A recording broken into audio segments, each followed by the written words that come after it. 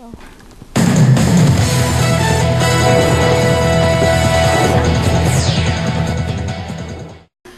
Hello, my name is Diane Otherday. And I am Eileen to the left. Crank that twice. Okay. We start off today's news with an update on Jamie Lynn Spears.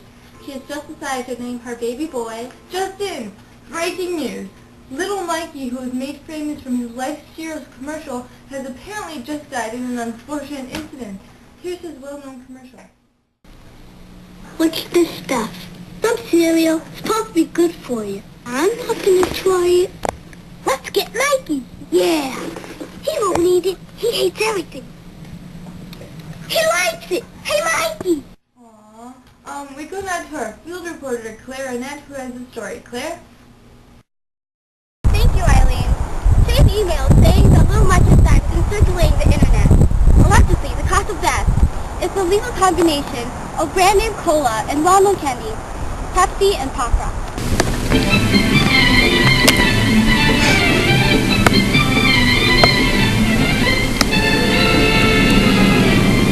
We are now standing in front of the house of Auntie, a worried mother of three that's recently received this email. Let's see what she has to say about it.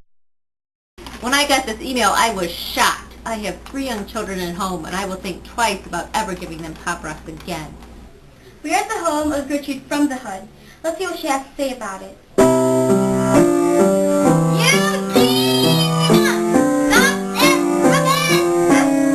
Third woman that sues me. 50 years of marriage, and he still hasn't learned when to shut up. Anyway, as I was trying to say, I heard this story from a friend of a friend at bingo last week. Thank the Lord in heaven, though, he survived. And who exactly did you hear this from? IDK, my BFF Rose? So is this story fact or fiction? We asked our urban legend investigator, Dr. Evil, to explain how credible the story really is.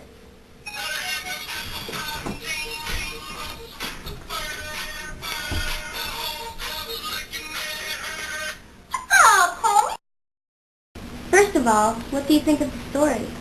I think this could be classified as an urban legend. Can you elaborate on that for our viewers? Well, urban legends are stories that could possibly contain truth but are overly exaggerated. A person told us that she received an email about the Little Mikey story, and she believed it. So, how do you think technology affects people's thoughts and urban legends? And what are some other ways that urban legends can spread? With today's technology, information is easily obtainable by everyone with very little effort. Sometimes people will believe almost anything online if it seems legitimate. For example, people go online just to check their email and they end up getting a chain mail from one of their family members or their friends. Now they'll most probably believe these people and the email will sound like it's coming directly from the person who sent it, but it's probably not. And the person who received the email will then forward it to their friends and they'll forward it to their friends and so on. But they can also spread through mass media such as radio, television, newspapers, and also by word of mouth. Do you find the Little Mikey story credible? Absolutely not. It is scientifically improbable because the chemicals in Pop Rocks and Pop are not capable to create a reaction that can possibly explode the human stomach.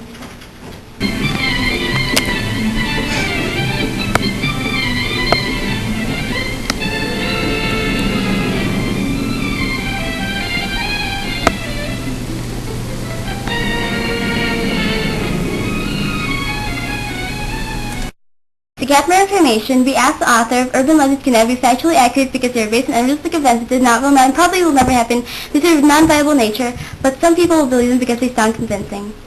Now, we go back to the studio with Diane and Eileen, who have I Am Boring for an in-studio interview. Thank you, Claire. We are here with I Am Boring, and she is going to tell us a little more about her book on urban legends. So tell us, where do urban legends come from? Well, people take true stories and twist the words, forming a phony story that gets passed on and believed by the people who read it, so it becomes an urban legend. Could you please tell our viewers how to spot an urban legend so they're not fooled by them? First of all, urban legends, also known as modern legends, consist of a story thought to be factual by those hearing them. They are complete stories with a plot, character, a beginning, middle, and end. They contain elements of horror, mystery, fear, and humor, and also finish with a twist or punch. They are told in a way that makes them sound true, including phrases such as, I heard from a friend of a friend, However, common sense tells you not to believe it. Okay, in your book you talk about the legend that talks about the dangers of having a large hairdo. Can you elaborate on that for us? Of course, one of my personal favorites. You see, in the story, a woman mysteriously dies. Her extravagant hairdo, constructed using massive amounts of hairspray, which she never washed out, became home to a black widow spider. The spider later laid eggs, which hatched, and the spiders bit her head to death. Whoa. You also state there are many versions of this story. Yes, urban legends often have many varieties, depending on where you hear them. Thank you. Well, there you have it. If you're further interested in the topic of urban legends, be sure to check out I Am Boring's new book in stores now. And before we leave, as I was trying to say before, Jamie Lynn Spears has decided to name her baby boy. Gonna find my baby, gonna hold her tight, gonna grab some afternoon delight. My motto's always been, when it's right, why wait until the middle of a cold dark night, when everything's a little clearer in the light of day, and we know the night is always gonna be there anyway. Thinking I'm just working up my appetite, looking forward to a little afternoon delight. Rubbing sticks and stones together make a sparks ignite, and the thought of loving you is getting so exciting. Sky rockets in flight. Okay, more drama. Okay, ready? Afternoon delight. I don't know. And I'm Mrs. Storm or Mrs. Dill? Go. Mrs. Dill. Hop the fence. Get out. What kind of morals do you people have?